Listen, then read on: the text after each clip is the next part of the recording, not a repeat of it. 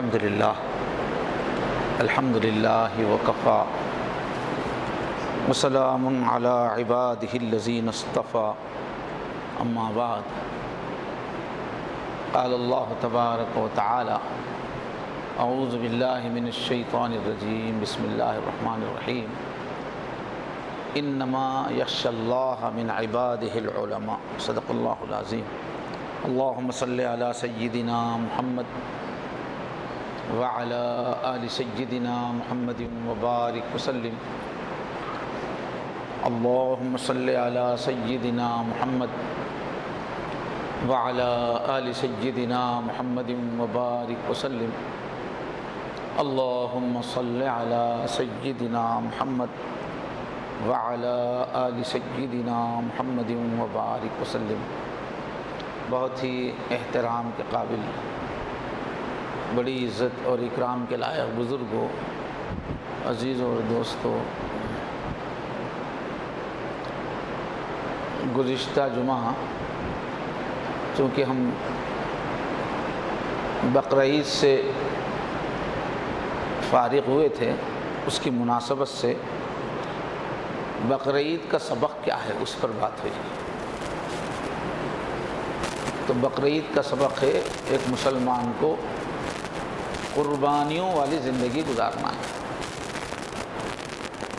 پورے اپنی خواہشات، اپنے منصوبے پورا کرتے ہوئے بچے ہوئے وقت میں اللہ کو راضی کر لوں گا تو کبھی اللہ راضی ہونے والے نہیں۔ اپنے اوقات میں سے سب سے قیمتی وقت جو ہے وہ اللہ کو دینا پڑے گا۔ اپنی عمر میں سے سب سے اچھی عمر جو ہے جوانی کی ایکٹیو، وہ دینا پڑے گا اللہ تعالیٰ کو، تب اللہ خوش ہوں گے۔ اپنے پیسے میں سے اس وقت جب کہ پیسے کے کئی استعمال ہمارے سامنے ہیں، گھر بنانا ہے، کاروبار آگے بڑھانا ہے، بچوں کو آگے بڑھانا ہے، اس وقت سب چیزوں کی قربانی دے کے اللہ کے لیے پیسہ خرچ کرنا ہے۔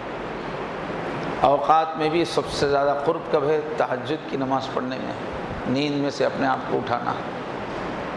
تو دین میں آگے بڑھنے کی شرط ہے قربانی۔ بچا ہوا مال، بچی ہوئی عمر دے کے ہم کبھی بھی اللہ کو راضی نہیں کر سکتے۔ یہ سامنے آئی سبق سامنے آیا تھا۔ اب یہ جو دن ہے، جون کا مہینہ ہے، اسکولوں میں داخلے ہوتے رہتے ہیں، تعلیم کا مہینہ ہے، تعلیم پہ توجہ کا مہینہ ہے۔ اپنے بچوں کو اچھے سے اچھے اسکول میں شامل کرنا، اچھی نیتوں سے بچوں کو پڑھانا، عزائم کیا ہونا چاہیے، اور یہ اسکول کالج کی تعلیم میں جنت کے اعتبار سے کیا فائدے ہیں، اسلام میں اس کی کتنی اہمیت ہے۔ یہ بالکل ایک دینی عمل ہے، یہ کوئی دنیاوی عمل نہیں ہے۔ یہ سب چیزیں سمجھنے کی ضرورت ہے۔ تو اسکولوں کی تعلیمی سال کی شروعات کی مناسبت سے یہ جو عصری تعلیم ہے، ماڈرن ایجوکیشن ہے، اس کے بارے میں اسلامی تعلیمات کیا ہیں اس کو سمجھنے کی ضرورت ہے۔ عام طور پہ غلط فہمی ایسی پھیلی ہوئی ہے، سب اسکول کی تعلیم کو دنیاوی تعلیم سمجھتے ہیں اور دنیا کا کام سمجھتے ہیں، دنیا داری سمجھتے ہیں، اسی نیت سے کرتے ہیں، اس کی وجہ سے اس کے اندر کی برکتیں نکل گئی۔ تو آج سمجھنے کی ضرورت ہے کہ وہ دنیاوی کام نہیں ہے، وہ دینی کام ہے، وہ جنت میں جانے کا کام ہے، مگر ہماری سوچ ویسی ہو۔ تو کیا نیت ہونی چاہیے، کتنی اس کی عظمت ہے، تھوڑی بہت اس پہ روشنی ڈالی جائے گی۔ تو بہرحال آج ساری دنیا میں یہ بات چلتی رہتی ہے کہ آج کے دور کی طاقت ہے ایجوکیشن، ماڈرن ایجوکیشن۔ جو بھی قوم اس پہ توجہ کرتی ہے وہ پھر ترقی کرنے لگتی ہے، خوشحال ہو جاتی ہے، اس کی غربت کم ہو جاتی ہے، سیاسی طاقت بڑھ جاتی ہے، اس کے سماج میں سے برائیاں کم ہو جاتی ہیں، سماجی اصلاح بھی ہوتی ہے۔ اس زمانے میں طاقت اور عزت دونوں منحصر ہیں اس ایجوکیشن پر۔ جس قوم میں بھی یہ ایجوکیشن آئے گی اس کو طاقت بھی ملے گی، عزت بھی ملے گی۔ اس وجہ سے دنیا کی ہر قوم میں آواز لگ رہی ہے کہ بھئی تعلیم دلاؤ، بچوں کو اچھی تعلیم دلاؤ، اچھی تعلیم کے ادارے قائم کرو، تو یقیناً صحیح بات ہے، اس پر مستقل خطبے کی ضرورت ہے۔ ہمارے جتنے بھی بڑے اکابر علماء ہیں وہ کیا کہتے ہیں، قرآن حدیث کیا کہتے ہیں، تو یہ اس زمانے میں عصری علوم پڑھنا پڑھانا نیت صحیح ہے تو اللہ کے ولی بننے کا سب سے تیز ذریعہ ہے اس زمانے میں۔ ولی بننے کا صرف جائز وغیرہ نہیں ہوتا، صحیح نیت سے پڑھیں گے تو پڑھنے والا بھی ولی بنے گا، پڑھانے والا بھی ولی بنے گا۔ اتنی بڑی چیز ہے، اس کو سب کیا دنیاوی کام سمجھ کے دنیاوی جذبے سے کر رہے ہیں، اس واسطے اللہ کی مدد نکل گئی اس میں سے۔ لیکن وقت تو ہم لوگوں کا لگ رہا ہے، جذبہ ہمارا دینی نہیں بنا اسکولوں کی پڑھائی کے سلسلے میں، لیکن ٹائم تو سب سے زیادہ اسی پہ لگ رہا ہے سب کا، ماں باپ کا، قوم کا جو بھاگ دوڑ ہے۔ اب شادی ہونے کے بعد کیا 1 سال 2 سال کے اندر بچے پیدا ہو جاتے ہیں، اب بچے پیدا ہو کے 1 سال، آج کل 3 سال سے پہلے وہاں سے جو اسکول کی محنت شروع ہو جاتی ہے ماں باپ کی۔ 2 سال کے بچوں کے بھی اسکول ہے، ہمارے پاس میں ہی ہے یا آس پاس کی گلی میں ہی ہے 2 سال کے بچوں کا اسکول بھی۔ اب اس کو جو جب سے تیار کر کے لے جانا، اس میں اتنے نخرے ہیں، پھر ڈریس کے نخرے، اتنے نخرے ہیں، وقت پہ پہنچانا، پھر آج کل سب خود لے جا کے چھوڑنا لانا، سڑکیں ہیں، ٹریفک ہے۔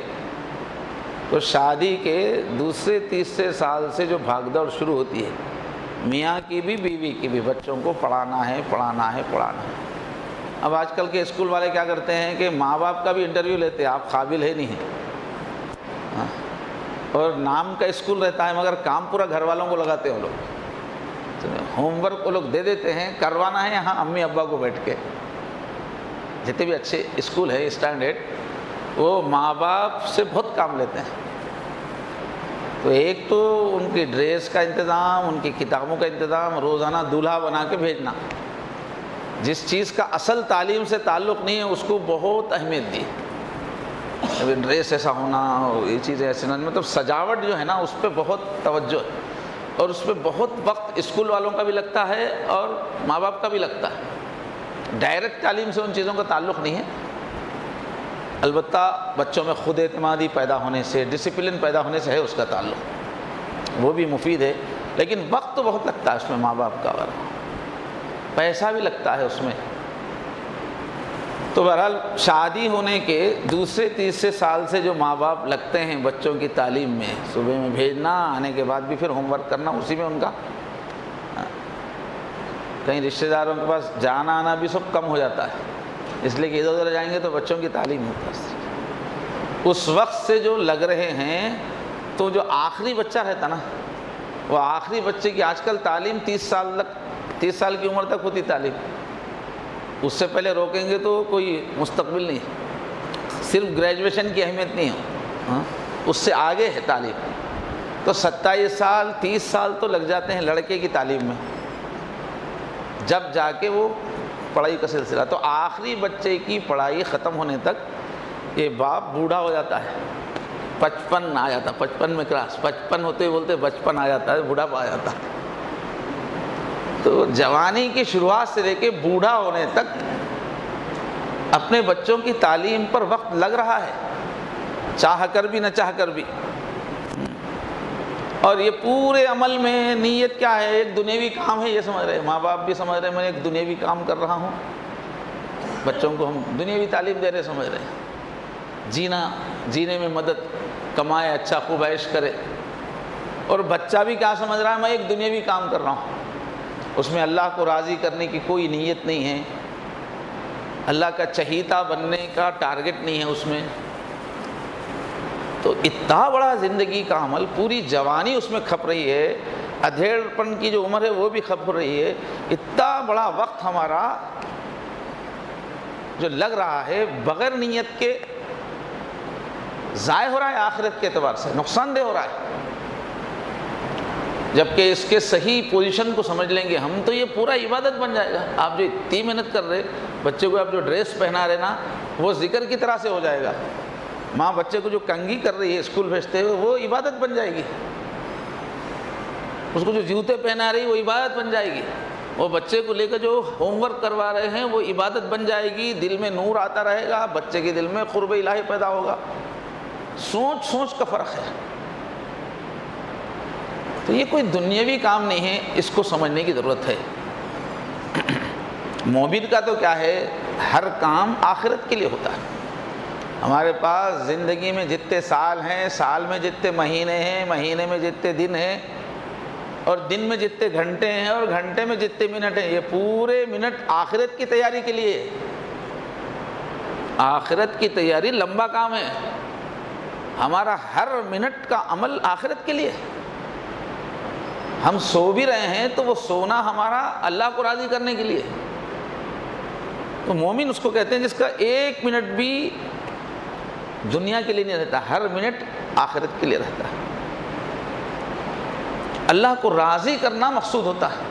تو اتنا بڑا عمل جو شادی کے دوسرے تیسرے سال سے شروع ہو کے بوڑھے ہونے تک کر رہے ہیں، وہ صرف اللہ کو راضی کرنے کے لیے ہونا چاہیے۔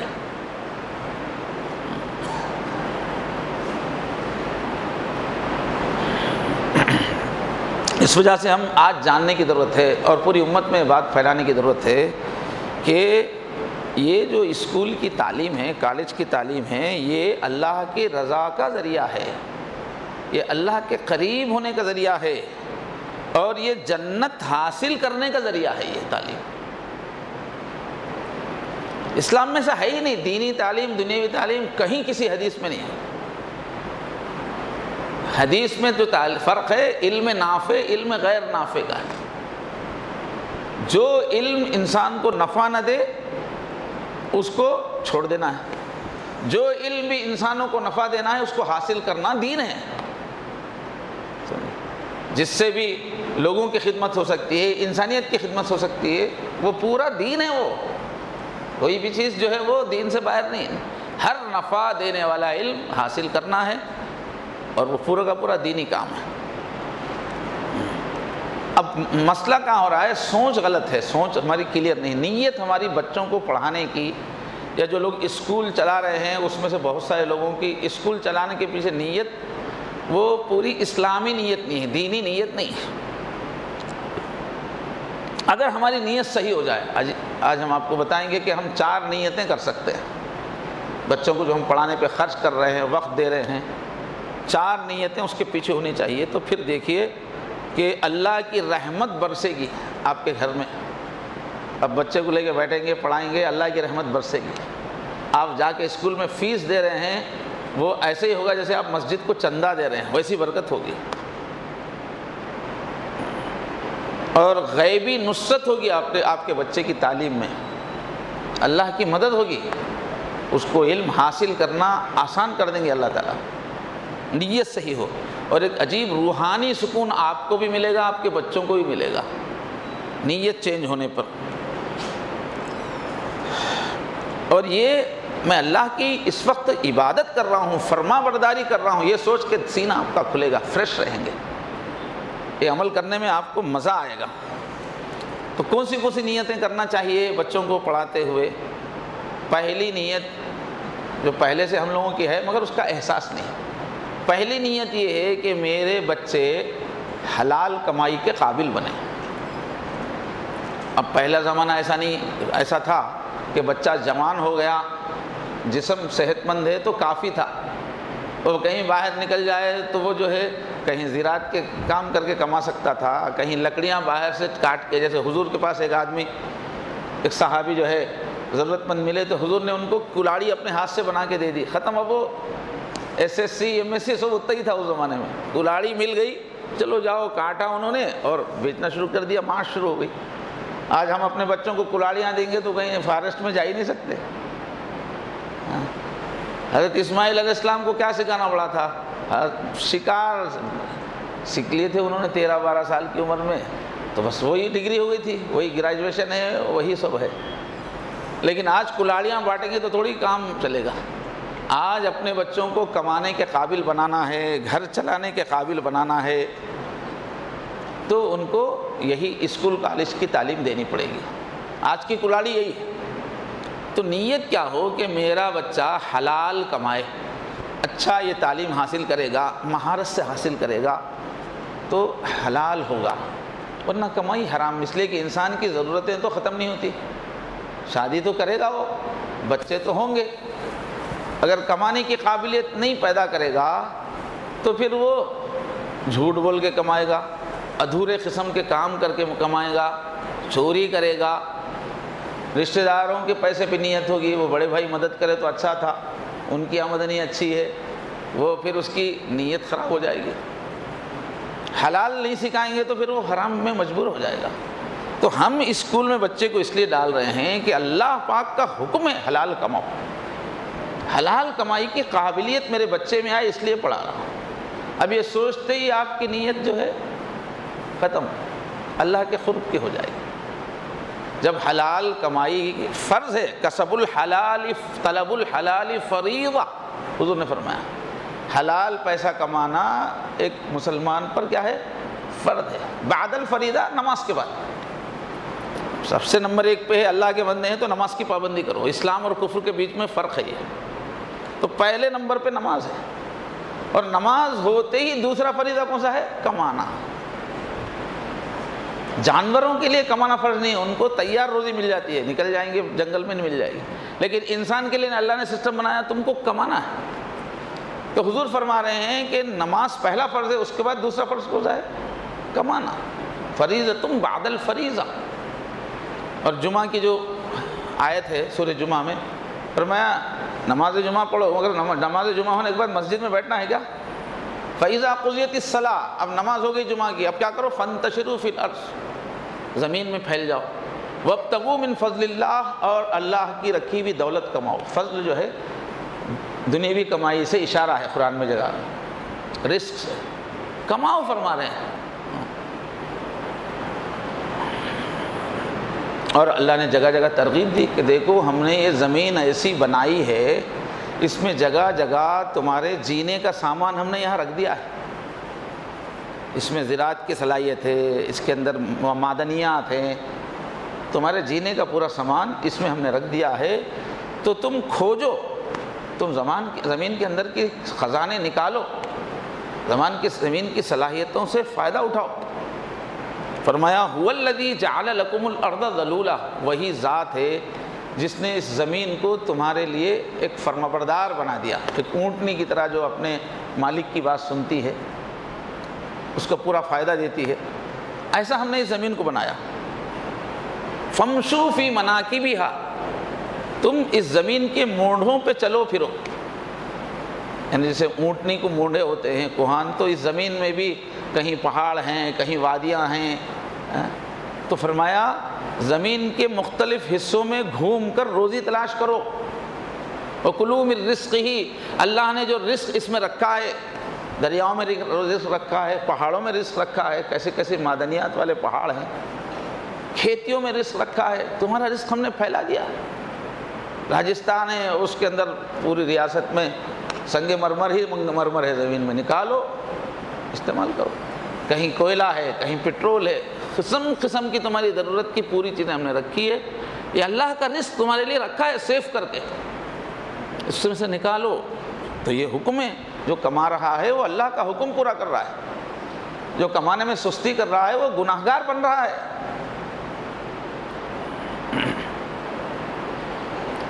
حضور نے فرمایا مسند ابو یعلا میں اطلبوا الرزق فی خبایا الارض، روزی تلاش کرو زمین کے چھپے ہوئے حصوں سے. کہاں کہاں گہرائیوں کے اندر روزی رکھی ہوئی، تو اترو گہرائیوں میں، کہاں کہاں چھپا ہوا ہے نکالو رزق کو باہر. اور اللہ نے قرآن میں فرمایا یہ دن ہم نے اسی لیے بنایا ہے، اس میں سورج نکلتا ہے، گرمی رہتی ہے، طبیعت ایکٹیو رہتی ہے. یہ دن کو ہم نے بنایا ہی ایسا ہے کہ اس میں تم کماؤ. یہ دن آ کے ایک ایک کو مچلا دیتا ہے کہ کما. دن کی صفت یہ وَجَعَلْنَا النَّهَارَ مَعَاشًا، دن کا وقت معاش کا وقت ہے، کمانے کا وقت ہے، سونے کا وقت نہیں ہے، ٹائم پاس کا وقت نہیں ہے. اور پھر ہم میں سے ہر ایک کو حکم ہے کہ تم کو شادی کرنی ہے، تمہارے پاس بیوی ہوگی، بچے ہوں گے، بچوں کو خوب کماؤ، کھلاؤ، ان کو ترقی دو، ان کو طاقتور بناؤ.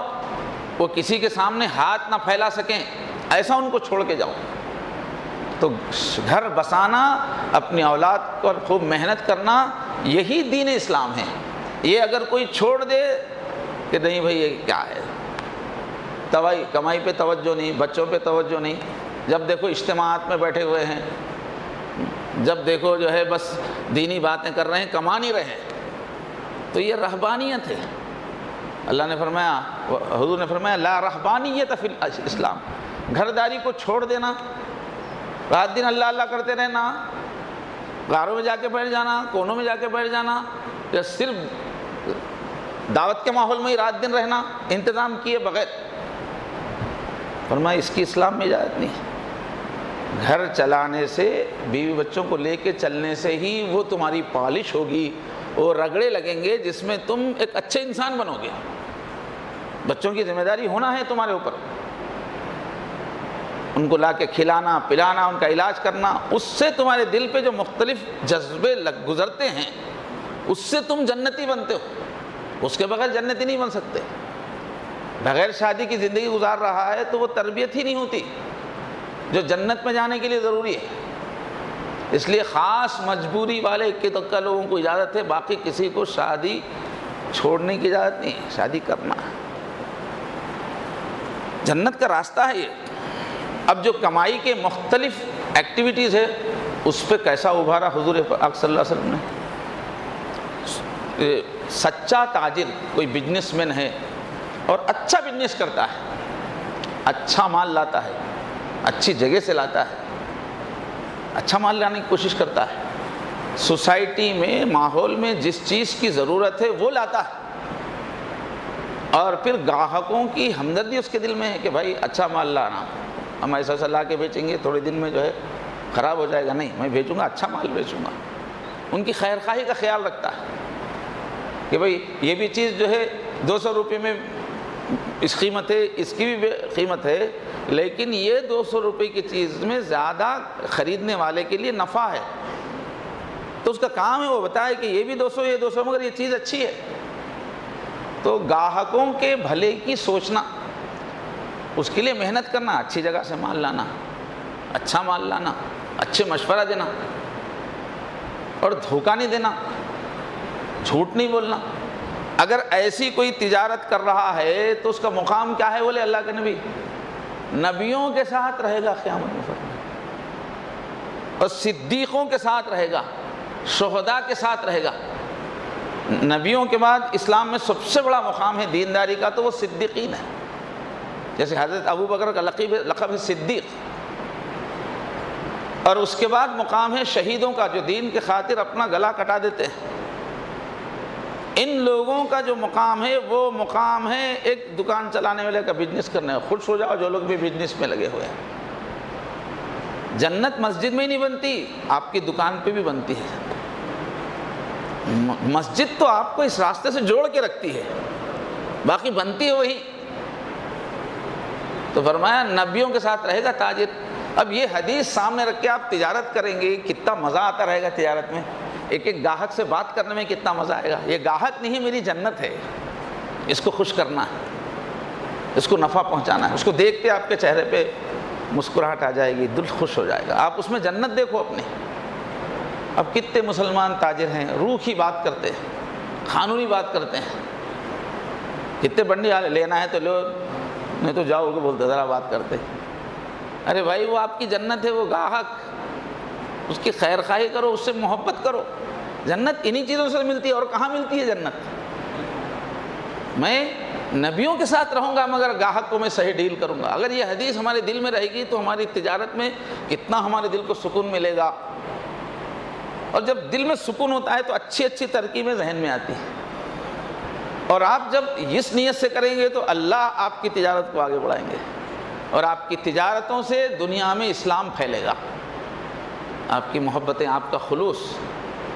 دوسری قوموں کو کیا پتا کہ آپ یہاں جمعے کی نماز کتنا دھیان سے پڑھتے ہیں، ان کو کیا پتا کہ آپ کی رات کی تنہائی میں کتنا دل لگا کر روتے ہیں اللہ کے سامنے، مخلوق کے لیے دعائیں کرتے ہیں، ان کو سب نظر نہیں آتا نا۔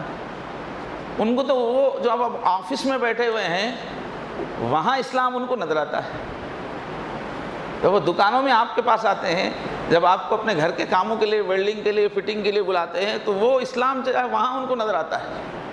اب وہاں یہ دیکھ رہے ہیں کہ آدمی وقت پہ نہیں آتا ہے، ستاتا بہت ہے، ادھورا کام چھوڑ کے چلا جاتا ہے، کچا کام کرتا ہے، نقلی چیزیں لگا دیتا ہے، جھوٹی باتیں بولتا ہے، تو سمجھتے ہیں اسلام اسی کا نام ہے۔ اسلام سے نفرت پیدا ہو جاتی ہے۔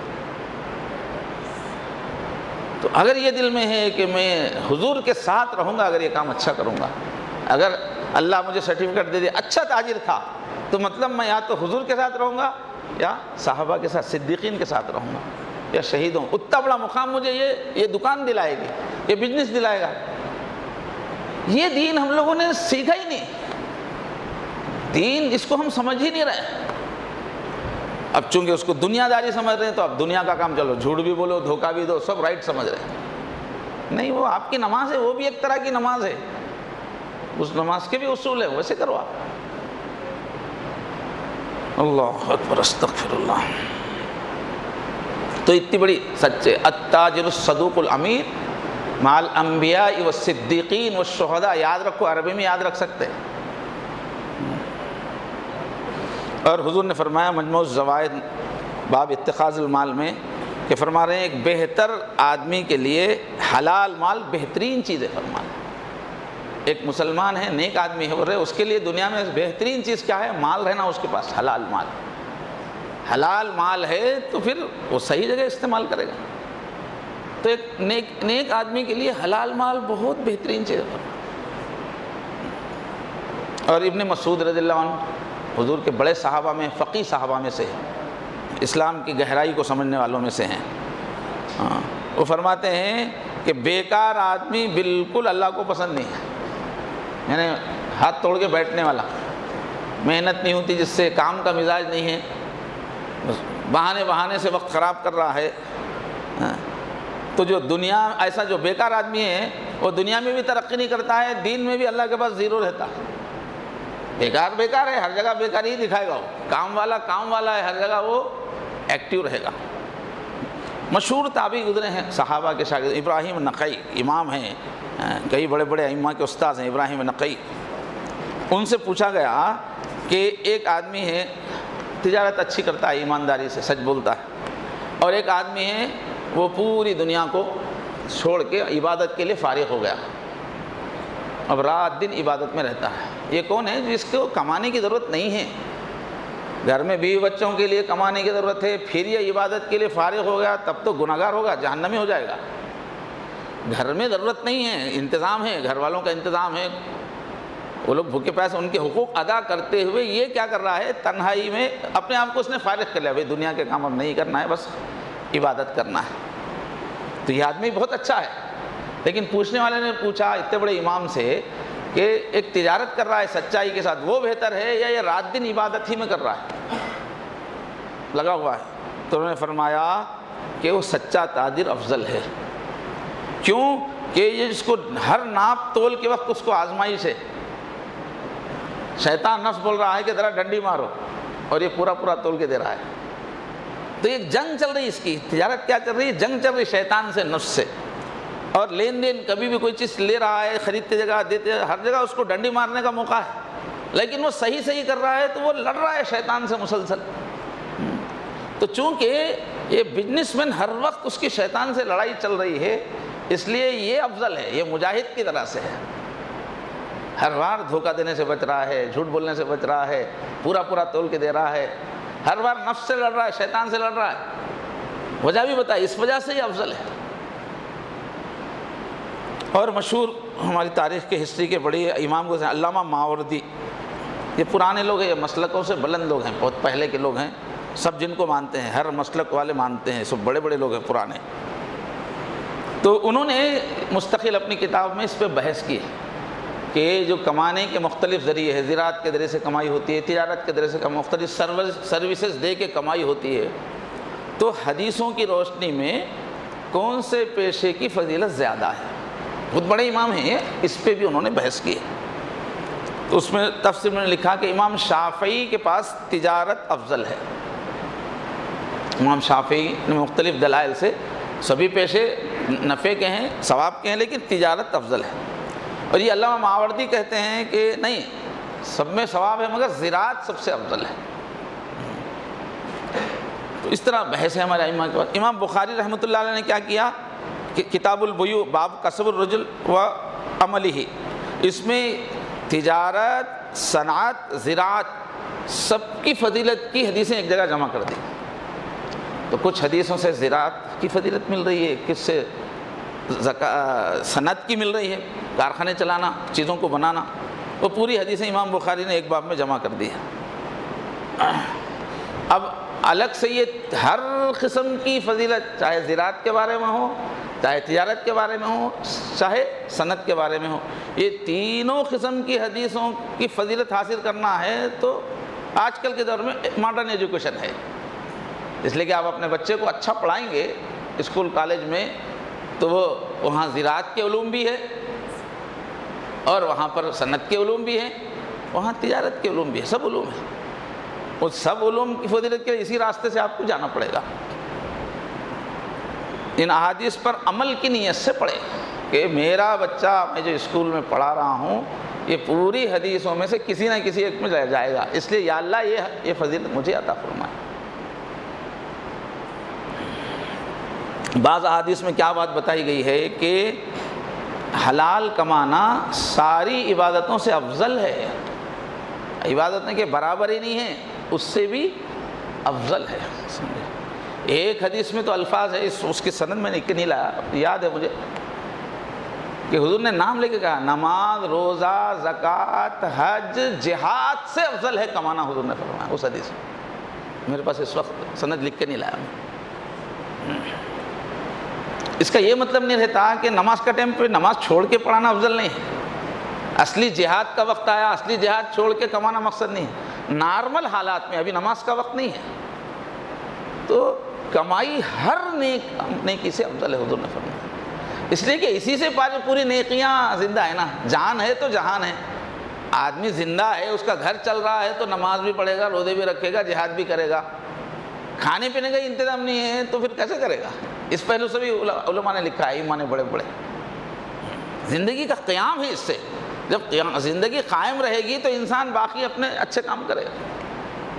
اور ایک حدیث میں کیا ہے، ایک دینار وہ ہے جو تم اللہ کے راستے میں خرچ کرتے ہو، ایک دینار وہ ہے جو کسی غریب پہ خرچ کرتے ہو، ایسا تفصیل بتاتے ہو، فرمایا ایک دینار وہ ہے جو تم اپنے بچے پہ خرچ کرتے ہو، اپنی بیوی پہ خرچ کرتے ہو، تو فرمایا سب سے افضل دینار وہ ہے جو تم اپنے گھر والوں پہ خرچ کر رہے ہو، بچوں کی تعلیم کے لیے، بچوں کی تربیت کے لیے، یہ سب سے، کیونکہ اللہ نے آپ کا اس کا ذمہ دار آپ کو بنایا ہے، آپ اپنے گھر کے ذمہ دار ہیں، آپ بیوی بچوں کے۔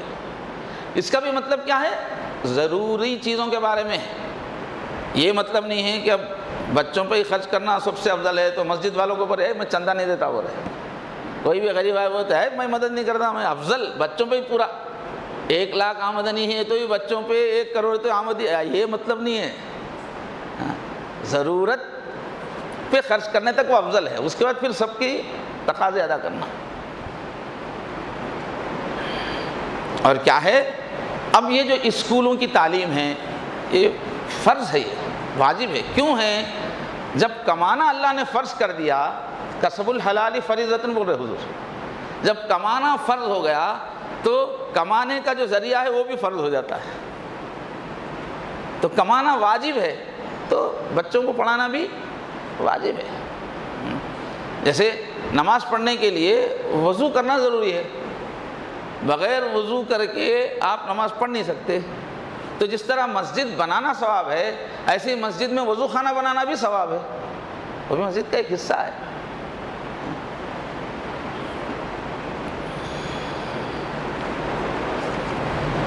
اور کیا ہے، جس تعلیم سے آپ کمانے والے ہیں اس تعلیم کو محنت سے حاصل کرنے کا حکم ہے، کیونکہ اس تعلیم کی قابلیت سے آپ آگے زندگی بھر کوئی نہ کوئی نوکری یا کوئی پیشہ اختیار کرنے والے ہیں۔ اگر آپ نے اس تعلیم میں مہارت حاصل نہیں کی تو زندگی بھر آپ لوگوں کو نقصان پہنچاتے رہیں۔ آپ ڈاکٹری پڑھ رہے ہیں، صحیح محنت نہیں کر رہے ہیں، بس پاس ہونے کے لیے خاص آئٹم پڑھ کے پاس ہو جا رہے ہیں، تو اب کیا ہے، محنت آپ نے نہیں کی، اچھے ڈاکٹر نہیں بنے تو آپ زندگی بھر کیا کرتے رہیں گے؟ لوگوں کو نقصان پہنچاتے رہیں گے، زندگی بھر لوگوں کا صحیح علاج نہیں کریں گے، ایک بیماری کا علاج کریں گے اور 10 بیماریاں لائیں گے آپ کی نا تجربہ کاری، علم مہارت کی وجہ سے لوگوں کی صحتیں خراب ہوگی، پیسہ جائے گا۔ تو یہ تعلیم کے زمانے کی کوتاہی زندگی بھر کے لیے گناہگار بنائے گی اور سب لوگوں کے لیے آپ کو نقصان دہ بنائے گی۔ اب کوئی بھی تعلیم، آپ انجینئرنگ کر رہے ہیں، کوئی نہ کوئی ہر تعلیم ایسی ہے اس سے آپ آگے پبلک کی سیوا کر کے کمانے والے ہیں۔ تو جس لائن میں جو بھی آپ پڑھ رہے ہیں اگر محنت سے نہیں پڑھیں گے تو آپ زندگی بھر کیا کریں گے؟ اپنے آپ کو گناہگار بنانے کا انتظام کریں گے، انسانوں کے لیے نقصان۔ اس لیے اپنے بچوں کو محنت سے پڑھانا اب لازم ہو جاتا ہے، اس طرح سے بظاہرگی سے نہیں پڑھانا ہے، محنت سے، کہ میرا بچہ اپنی فیلڈ میں ماہر بنے، اچھے اسکول کا، اچھے کالج کا انتخاب کرنا، ٹیوشنز کی ضرورت ہے ٹیوشنز کا انتظام کرنا، خود لے کے بیٹھنا، اساتذہ کو، اسکول والوں کو یہ پتہ رہے کہ ان کو اپنے بچے سے دلچسپی ہے، یہ آ کے پوچھتے ہیں تو ان کی بھی دلچسپی بڑھے گی۔ یہ جو آپ اتنا دلچسپی لے رہے ہیں اس کے پیچھے کیا ہے؟ میرا بچہ حلال کمائے، ماہر بنے گا تو حلال کمائے گا، ماہر نہیں بنے گا تو لوگوں کو نقصان پہنچائے گا اور اس کی کمائی حرام کی ہو جائے گی۔ وہاں تک جا رہا ہے اس کا سلسلہ۔ اس وجہ سے کوئی اپنے بچوں پہ توجہ دے رہا ہے تو وہ اس نیت سے دے، ایک ایسے ہی نہیں بچہ اچھا پڑھ کے خوب کمانے والے بننا، گاڑی رہنا، بنگلے رہنا، عیش کرنا، لگژری، یہ گناہ کا راستہ ہو گیا ہے۔ یہی آپ محنت کر رہے، نیت کیا ہے؟ نہیں بھئی بچے کی کمائی حلال اس وقت ہوگی جب ایکسپرٹ ہوگا، ماہر ہوگا تو ہوگی، اس واسطے آپ بچے پہ محنت کر رہے ہیں تو یہ حلال ہے، اللہ کے حکم کی آپ فکر سے کر رہے ہیں۔ نیت سے کہاں بات پہنچ جاتی ہے۔ تو پڑھنے والا بھی بچہ جو ہے، اور ایک کیا ہوگا اگر پڑھائی کے زمانے میں بچہ اچھا نہیں پڑھے گا، آپ ان کی پڑھائی پہ توجہ نہیں دیں گے تو اب کیا ہوگا؟ وہ پڑھائی کے بعد جب کمائی میں جائے گا تو مہارت نہیں ہونے کی وجہ سے اس کی کاروبار اچھے نہیں چلیں گے، کلینک ہے تو کلینک اچھا نہیں چلے گا، جو بھی کمائی کا پیشہ ہے اچھا نہیں چلے گا۔ اب آج کل کیا ہے؟ قابل آدمی کی قدر ہے، قابل نہیں ہے تو اس کی قدر نہیں ہے، تو نتیجے میں اس کا کاروبار صحیح نہیں چلے گا، نہیں چلنے کی وجہ سے وہ پریشان رہے گا، وہ پریشان ہونے کا اثر کیا ہوگا؟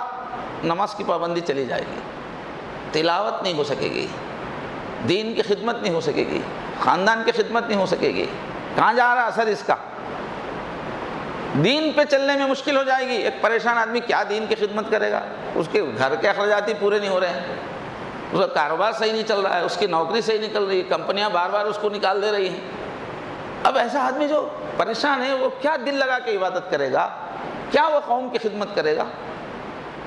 تو اگر ہمارے بچے اچھے ڈھنگ سے پڑھیں گے تو ہی دین کے لیے وقت نکال سکیں گے۔ تو یہ بچوں پہ توجہ دینا یہ کوئی دنیا داری نہیں ہے، یہ نیت سے آپ کریں گے ساری زندگی دین پہ چلنے میں مددگار بن رہے ہیں آپ اپنے بچوں کی۔ یہ ہے سوچ کا فرق۔ اور اسلام میں کیا حکم ہے؟ مسلمان ہم اللہ کے بندے ہیں، اللہ تعالیٰ کا مزاج ہے کوئی بھی کام کرے تو اچھا کرنے کا مزاج ہے۔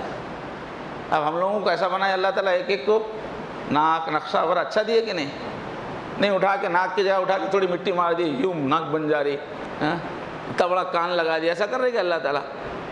اللہ تعالیٰ بولتے کہ کائنات میں گھور کے دیکھو کہیں عیب ہے تو بتاؤ، بولتے 29 پارے میں میں پرفیکشن کو پسند کرتا ہوں، بولتے اللہ تعالیٰ۔ تو حضور نے فرمایا جو بھی آپ کام کر رہے ہو پرفیکٹ ہو کے کرو، اچھا کرو، یہ اللہ نے فرض کر دیا ہے، ہو رہا ہے۔ حضور فرمائے ان اللہ کتب الاحسان علی کل شیء، فرض ہے، نفل نہیں ہے۔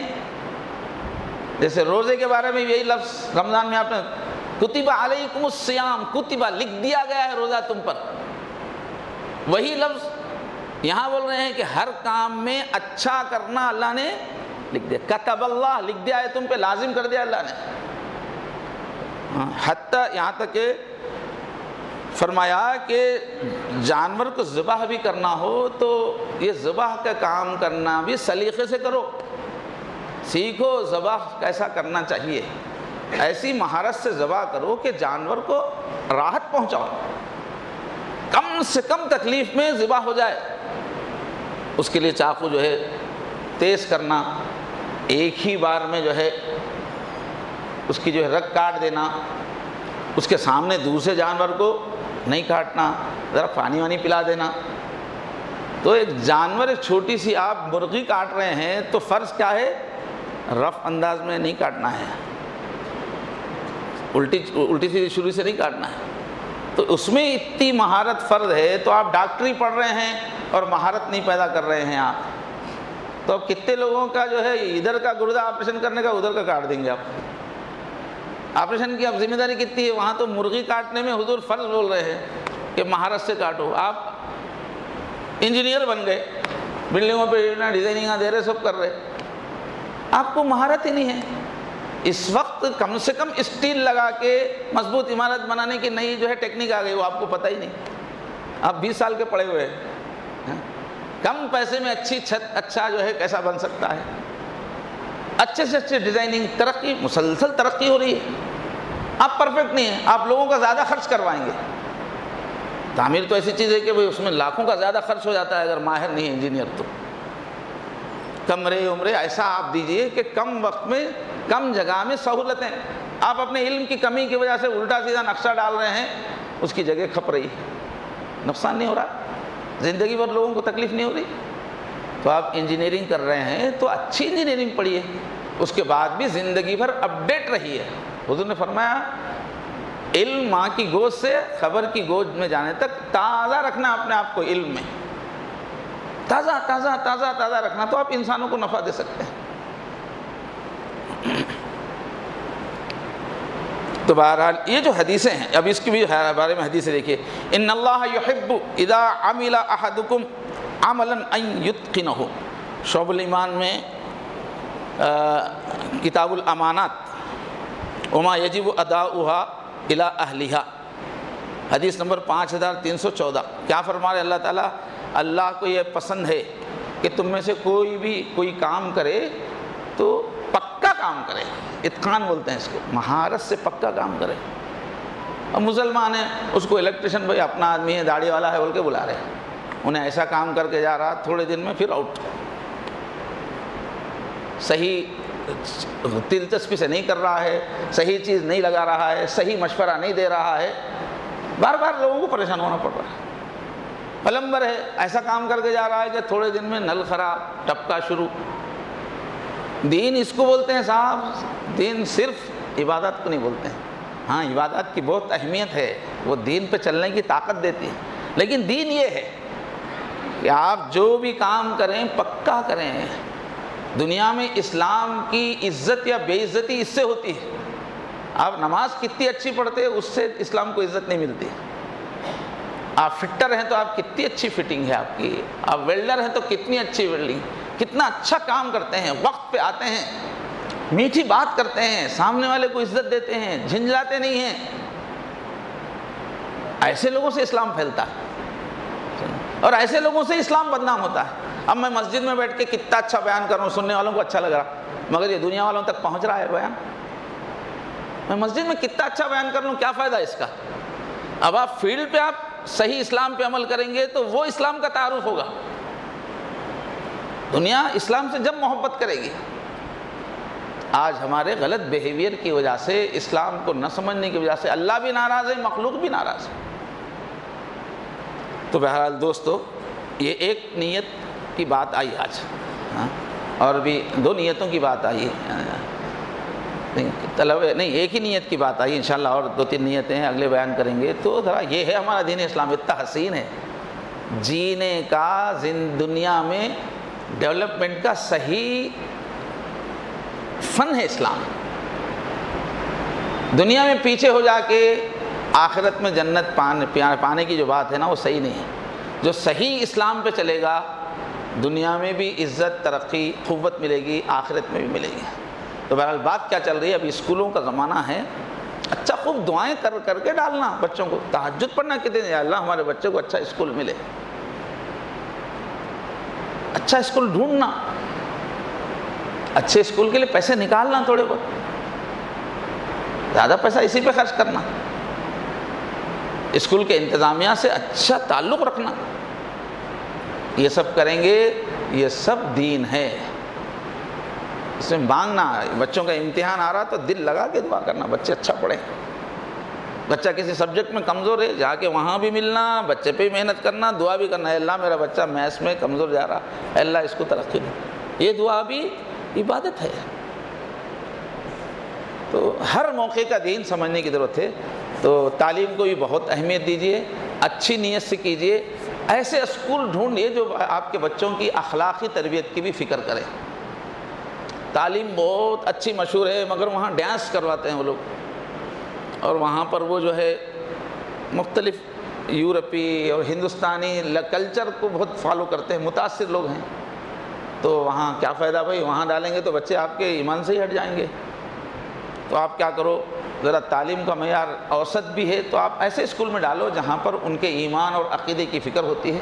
مگر اب آپ کے پر لازم ہے کہ آپ الگ سے توجہ دینا، الگ سے توجہ دینا پڑے گا آپ کو. آپ اسلام کی خاطر درمیانی درجے کے اسکول میں ڈالے ہیں، اب آپ کا بچہ ٹکر نہیں لے سکے گا دنیا والوں سے، تو آپ الگ سے توجہ دیجیے. 4-5 آدمی، 8-10 محلے والے آدمی مل کے، چلو بھئی ہمارے سب بچوں کی مل کے جو ہے ٹیوشن سینٹر کا انتظام کر سکتے ہیں. جو مین سبجیکٹس ہیں اس میں ان کو بہترین بنانے کی آپ الگ سے کوشش کرو. اور اسکول کی تعلیم کی بات آئی ہے تو یاد رکھیے، یہ جو آج کل کے دنیا کے اسکول ہے کئی چیزیں ایسی پڑھاتے ہیں جو اسلام کی نظر میں گمراہی ہے، مگر آج کل کے زمانے میں وہی سچائی ہے.